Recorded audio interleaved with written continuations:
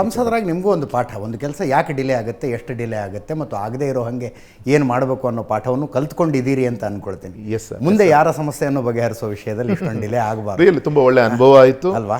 ಆದರೆ ತಮಗೆ ಗೊತ್ತಿರ್ಬೋದು ಸರ್, ಇದು ಯಡಿಯೂರಪ್ಪನವ್ರಿಗೆ ಇಚ್ಛಾಶಕ್ತಿ ಇತ್ತು. ಯಡಿಯೂರಪ್ಪನವ್ರಿಗೆ 2008ರಿಂದ BJP ಸರ್ಕಾರ ಆಡಳಿತಕ್ಕೆ ಕರ್ನಾಟಕದಲ್ಲಿ ಬರುತ್ತೆ. ಮಧ್ಯ ಮತ್ತು 5-6 ವರ್ಷ ಬೇರೆ ಬೇರೆ ಸರ್ಕಾರಗಳು ಕೂಡ ಬರುತ್ತೆ. ಒಬ್ಬ ಜಿಲ್ಲೆಯವನಾಗಿ ನಾನು ಏನಾದರೂ ಮಾಡಿದ್ದಕ್ಕೆ ಮಾಡಬೇಕು ಅಂತೇಳಿ ಸಂಕಲ್ಪ ಮಾಡ್ತಾರೆ. ಬಜೆಟ್ನಲ್ಲಿ 100 ಕೋಟಿಯನ್ನು ಇಡ್ತಾರೆ. ಆದರೆ ದೊಡ್ಡ ಒಂದು ಕಾರ್ಯಕ್ರಮಕ್ಕೆ ಈ 100 ಕೋಟಿ ಯಾವುದಕ್ಕೂ ಕೂಡ ಆಗಲ್ಲ ಅನ್ನೋದು ಮನವರಿಕೆ ಅವ್ರಿಗೂ ಕೂಡ ಆಗುತ್ತೆ. ಅದಾದಮೇಲೆ ಏನೋ ಯೋಗ ಆ ಸಿಗಂದೂರು ಚೌಡೇಶ್ವರಿ ಏನೋ ಯಡಿಯೂರಪ್ಪನವ್ರನ್ನ ಮತ್ತೆ ಅವ್ರು ಲೋಕಸಭೆಗೆ ಸ್ಪರ್ಧೆ ಮಾಡೋಂಥ ಒಂದು ಅನಿವಾರ್ಯತೆ ಬರುತ್ತೆ.